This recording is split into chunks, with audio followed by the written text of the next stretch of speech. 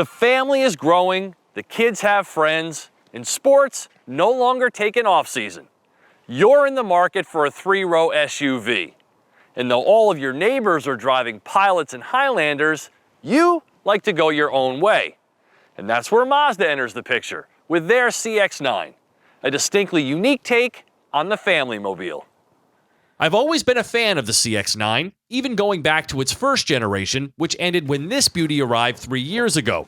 It's about as handsome as a 3-row gets, is sized accordingly, and drives with a passion not usually seen in this segment. Mazda is a small company that knows if it wants to compete with the big boys, it has to go its own way by offering something unique, wooing buyers to the Japanese brand as an exciting alternative. And Mazda has visions of champagne and caviar in its head, as exemplified by this CX-9 signature, with an MSRP of over $49,000. It's so cool and exclusive, it gets a new badge this year that kind of looks like 5 grams.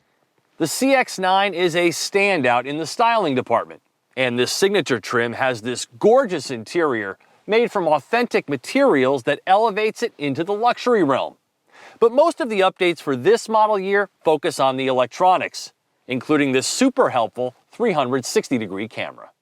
The surround view camera has joined my short list of must-have items in bigger vehicles like this, and I like that it can be easily accessed, unlike some other setups I've tested. Apple CarPlay and Android Auto joined the mix this year, and that's a good thing, because Mazda's infotainment system is generally lacking and a bit cumbersome to use because its touchscreen functionality only works when the vehicle is stationary, leaving you to use a knob and buttons. Sirius XM Travel Link is a new addition for 2019, providing info such as traffic, weather, and gas prices, but just look at the interface and the graphics. Now, maybe this would work in a Mazda 2, but not here. Sorry. The other new goodies include this configurable gauge display, ventilated front seats, power folding mirrors, and updated wood trim. Speaking of which, this Napa leather-clad aluminum and rosewood interior is exclusive to the signature, and it's phenomenal, a real talking point. The second row benefits from slide and recline seats, climate control, heated seats, and sunshades. The seats are slightly elevated too, which is good for kids. They also tilt and fold for either access to the reasonably sized third row or to create a big flat cargo area. I find it relatively hospitable back here, so kids should be just fine. But here's where the signature trim drops the ball. There's no hands-free liftgate, no power folding seats, no panoramic roof, and no wireless device charging. And then there's this. The nearly $2,000 rear seat entertainment system feels very aftermarket, and there's no tie-in with the head unit.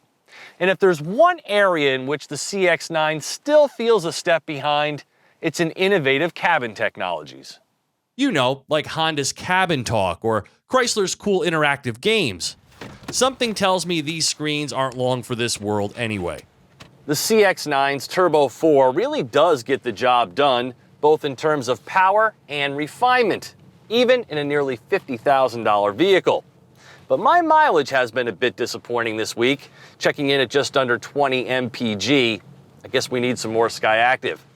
But the suspension tweaks have definitely added more polish to the ride, and the handling is a place where Mazda can still hang its hat when compared to the competition.